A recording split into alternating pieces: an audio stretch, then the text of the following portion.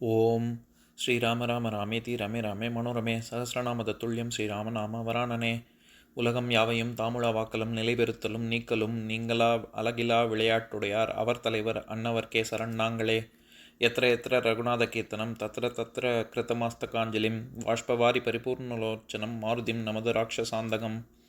அஞ்சிலே ஒன்று பெற்றான் அஞ்சிலே ஒன்றை தாவி அஞ்சிலே ஒன்று ஆறாக ஆரியர்க்காக ஏகி அஞ்சிலே ஒன்று பெற்ற அணங்கை கண்டு அயலாரூரில் அஞ்சிலே ஒன்றை வைத்தான் அவன் எம்மை அழித்துக் காப்பான். இன்னைக்கு நம்ம கம்பராமாயணத்துல பாலகாண்டத்துல மிகை பாடல்கள்ல தாடகை வதை படலத்துல 23வது பாடல் பார்க்க போறோம். ஏக்கமோடும் இமையவர் எங்கனும் வாக்கின் முந்துர மாயை வளர்ப்பவள் மூக்கும் வார் செவியும் முறை போயிட தாக்கும் வள்ளற்கு இளவலும் தாக்கினான். இதுதான் பாட்டு. இப்ப நம்ம பதம் பிரிச்சு பொருள் பார்க்கலாம். ஏக்கமோடும் இமையவர் எங்கனும், எங்கும் உள்ள தேவர்கள் அச்சத்தோடு வருந்திட வாக்கின் முந்துர மாயை வளர்ப்பவள், மாய செயல்கள் செய்யக்கூடியவளான சூர்பனகை பேசுவதற்கு முன்னமே மூக்கும் வார் செவியும் முறை போயிட, மூக்கும் வடிக்கப்பட்ட செவிய காதும் அருந்திட தாக்கும் வள்ளருக்கு இளவலும் தாக்கினான்.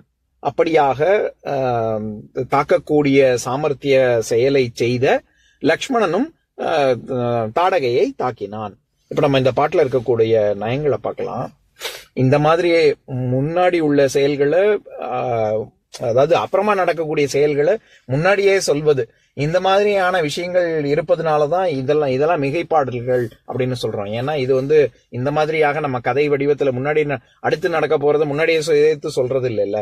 ஏன்னா இங்க தாடகையை லக்ஷ்மணன் எப்படி தாக்கினான் அப்படின்னா, சூர்பனகையை எப்படி தாக்கினானோ அடுத்து எப்படி தாக்குவானோ அப்படி தாக்கினான் இங்க அப்படின்னு சொல்றாரு. ஏக்கமோடும் இமையவர் எங்கனும், எங்க யாரு தேவர்கள்லாம் அந்த சூர்பனகையை பார்த்தாலே பயந்துருவாங்க. அப்பேற்பட்ட சூர்பனகை, அதாவது மாயை வளர்ப்பவள் அப்படின்னு சொல்றாரு கம்பர். மாயை வளர்ப்பவள்னா மாய செயல்கள் மிகுதியாக செய்யக்கூடிய வல்லமை பொருந்திய சூர்பனகை அப்படின்னு. வாக்கின் முந்துர, வாக்குன்னா பேச்சுன்னு அர்த்தம். அதுக்கு பேச்சு, அவ வாயை திறந்து பேசுவதற்கு முன்னாடியே இது மூக்கையும் காதையும் அறுத்துட்டான்ல லக்ஷ்மணன், அதைத்தான் சொல்றாரு. மூக்கும் வார் செவியும், இந்த இடத்துல வார் வெறும் செவி இல்ல, வார் செவி. வார் செவி, வடி செவி அப்படின்னாலே, வடி காது அப்படின்னு சொல்லுவாங்க. அப்படின்னாலே அது துளைக்கப்பட்ட காது அப்படின்னு அர்த்தம். அதாவது தோடு குண்டலம்லாம் மாட்டிருக்கும்ல, அப்படிப்பட்ட இது காது அப்படிங்கறதான் வார் செவி அப்படின்னு சொல்றாரு. அப்படி மூக்கும் வார் செவியும் முறை போயிட, அது எப்படி இருக்கணுமோ அப்படி இல்லாம அறுத்து தள்ளிட்டான்ல லக்ஷ்மணன், அதனால முறை போயிட அப்படின்னு சொல்றாரு.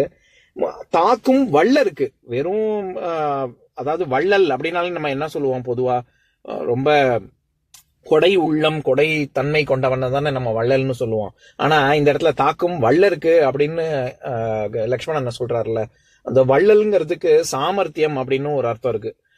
இப்ப நீ பண்ண காரியம் ரொம்ப உன் வள்ளல் தெரியாதா எனக்கு, நீ பண்ற வள்ளல் தான் அப்படின்னா, நீ பண்ற காரியத்துடைய அழகுதான் தெரியாதா, ரொம்ப கேவலமா தானே இருக்கும். அப்படிங்கிற இடத்துல வள்ளல்னு பயன்படுத்துவோம்ல, அந்த இடத்துல எல்லாம் எபிலிட்டி அல்லது சாமர்த்தியம், செய்யக்கூடிய திறமை அப்படிங்கிற பொருள்ல வருது வன்மை வள்ளல் அப்படின்னு.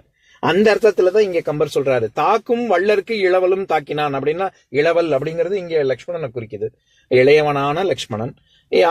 அவனுடைய சாமர்த்தியம் எப்பேற்பட்டது அப்படின்னா, சூர்பனகையினுடைய தேவர்களே அஞ்சக்கூடிய சூர்பனகையினுடைய மூக்கையும் காதையும் அறுக்கக்கூடிய அளவுக்கு அவன் சாமர்த்தியமானவன்.